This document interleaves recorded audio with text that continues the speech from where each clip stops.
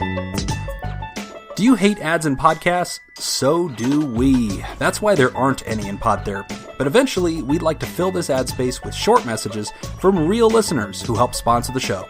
So, start thinking about what message you'd want here. Maybe we'll read it. Maybe you can leave a voicemail and we'll play that.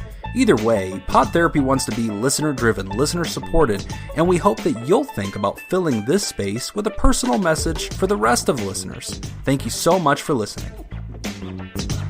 We're back. You're listening to Pod Therapy, and our first listener mail comes to us from Maddie, who I believe is the president of our fan club in Nashville, and she wants some tips for the job market. Okay, work tips needed. How do I find the right job for me? Hey guys, love the show. In a previous episode, you answered a question and gave some advice on annual work reviews and getting ahead. I'm currently looking for a new job, but it's been a while since I've had to build a resume, apply, interview, etc. I have so many questions. First off, how do you figure out what career you should have? Like, big picture in life, what field you should go into? Next, I have more practical questions. What kind of resumes do you recommend? Do you have any suggestions of do's or don'ts? Are some job websites better than others? How can I stand out during the application process? Is there any way to improve my odds of getting an interview? When I do an interview, what should I wear and what should I say? What do I do when I am asked about my salary requirements? Do you have any advice on how to follow up and make sure I get the job? I love your show and share it with everybody I know. Thanks in advance for the advice. Maddie. Thank you, Maddie, and thank you for being the president of our Nashville chapter of our fan club, and good luck on your job search. Nick, how did you know that you wanted to go into psychotherapy? Her first question is, big picture, how do you find your career? How do you find your field or the thing you're going to do? What stood out for you in your life that made you realize, I want to do this? I still don't know. I was just so utterly unqualified for everything. Everything else just didn't fit. No, I mean, for me, it was something that, I never, I was about to say I never really pictured myself being a therapist, but that's not true because I remember even in second grade imagining having a job where I worked with kids in school and did counseling and just helped them deal with problems. I didn't really know what a therapist was in second grade at that time. You kind of thought about, I'd like to help other kids. Yeah. Wow. But I don't. Were you like Lucy from Peanuts? Like, did you have your little lemonade stand that said psychiatric help? Well, 5 cents? And that's what's so funny is like I had no idea what a therapist was. I didn't know anything about it, and then I just kind of forgot about it. Right, and then I've said on the podcast before that when I went to college, I actually was a finance major to start with. Yeah, and it wasn't until I took an intro to psych class that I just found it really interesting, and that was the subject that I wanted to read more about, and it didn't seem like work when I was in school learning about it. It just seemed like something I would be doing anyway. So then that's when I kind of figured, okay, this is the direction I need to be going in. Now, once I've got that narrowed down, it's still pretty wide because there's, as you know, with these degrees or being a therapist, there's a lot of different things you can do with it. Right now, I'm in a position where I'm not actually doing clinical work anymore. I work for an organization that provides technical assistance and training to agencies that do substance abuse treatment, and I love it. You review clinical work, right? So another program may be on the front line treating the patient. Now you're in a place where you come in and sort of troubleshoot what they're doing to make sure it's ethical, that it's doing good work, and that you're getting results in your treatment. Yeah, so there's an auditing component to it, but then there's also the teaching and training component too, where it's kind of our job to, to help them out and provide technical assistance and get them to where they need to be. So that, for me, it's kind of a shift in my job, but I really enjoy it. It's still really exciting. And it's still within the major field that you ended up choosing. Right. I'm still it didn't do a big career change, right? Okay. So you never took a personality test or something that, our guidance counselor sat you down and said, do this. But there is that one test that people have talked about before where it's like, if you get asked, okay, you've just won the lottery, you never have to work again, what do you do? Right. And however you answer that question tells us a lot. Yeah, that's kind of the direction in that. It may not be exactly what your job should be, but it points you in the direction of what you should be doing. It's funny because I remember I was in this high school program and they asked that question to all the students in the room and they said, okay, you've been given, $10 billion. What's your plan? What do you do with it? And the goal was that we were all supposed to imagine being entrepreneurs or something like that.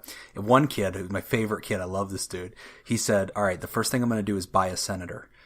We're just like, what? He's like, I'm gonna bribe a senator and I'm gonna create a coalition, and like he had this whole master plan basically for global domination. And it's funny because fast forward, that guy ended up getting into politics. He's actually, way. Yes, he works in Nevada as like a consultant. It's so crazy, but yeah, his answer is buy a senator. So yeah, I could see that. I think for me, when I was so I actually studied religion.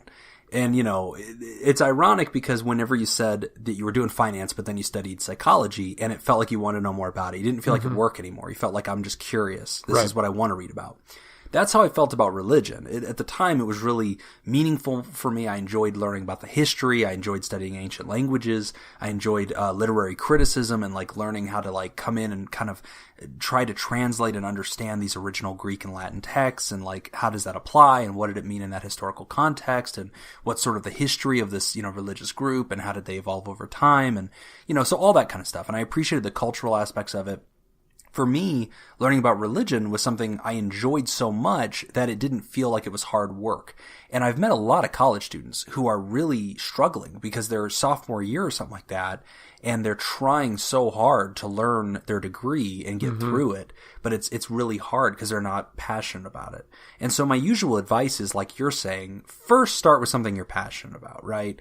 Which is ironic because I'm usually the practical guy that's like, no, I don't care if you're passionate. Computer science pays great money. Go learn that. Right. Go be an x-ray tech. It pays great money. I don't care if you're passionate about it. Go learn a skill, So I also agree with that. But whenever I work with people, no matter how old they are, who are interested in trying to pursue a career, figure out their path, I usually refer them to a website. And so there's this website called ONET, O-N-E-T.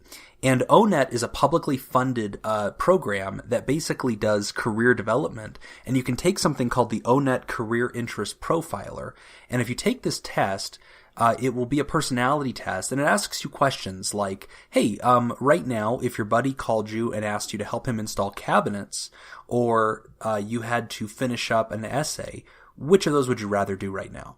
And it's just yes or no kind of questions, either ors.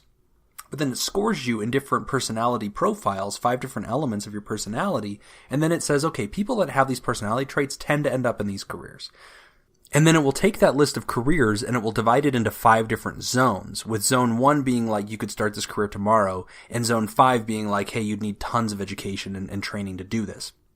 What's really cool is then ONET has it listed so you can take that career and then you can plug it into the Bureau of Labor Statistics, so BLS.gov, and there's something called the Occupational and Operations Handbook, the OOH, inside of the BLS.gov. And so you can pull up this handbook, you can type in a job. So let's say you take the test and plumber comes up. You go, okay, interesting. I've heard of plumbers, but I don't know much about it. Okay, great. Type plumber into the BLS.gov, the OOH handbook, and it will pull up this like profile page for plumbers, and it will show you across the country, here's their employment rate, here's how much money they make in each state, and here's like a video interviewing one of them, asking what a day in their life is like, here's all the training you would need to do it, here's the licenses in your state. It's fantastic. So that's like a really good way to like do searching and soul searching and investigating to figure out what kind of career you might want to have. And it's practical, but it's also passion driven. That way you kind of have a personality approach to it too. Right.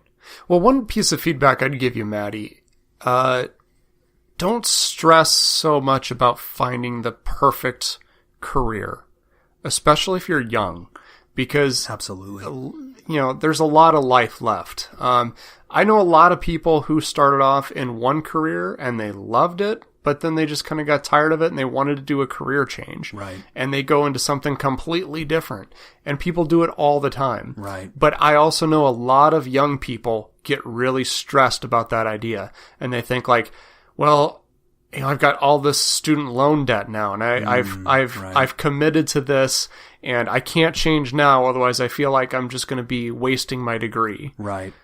Well, And there could be happiness, logic to that. yeah, sure, there's logic to it. Yeah. You know, I definitely agree there's logic to it, but your happiness means something too. Well, your happiness has... The core of what I hear you saying is don't let perfect get in the way of better, right? Absolutely. Or progress. Yeah. Like, don't let best prohibit better, or Yeah. perfect get in the way of progress. So, like, pursue something. And it goes back to that old adage of, what is it? A ship at sail is easier to steer than a ship in the harbor. Right. So it's better if you're just under momentum. Yeah, and you know, you may get into a career and you got your BA in accounting or Right. and you got an art degree or something like that, and you're not using it. You want to change careers and go into something else, so maybe you go back to school. It's fine. I don't believe in a wasted degree. No, I don't either. I think anything that you learn, I think, can be valuable. Yeah. In multiple fields. And if for no other reason, it opens up grad school if that's something that you want to do because your profession may require that. So, like, to Nick's point, I am the perfect example of everything you just described. Right. So when I graduated high school, I went to college and just took general studies for a little bit. I realized I really enjoyed religion and I thought I wanted to be a minister.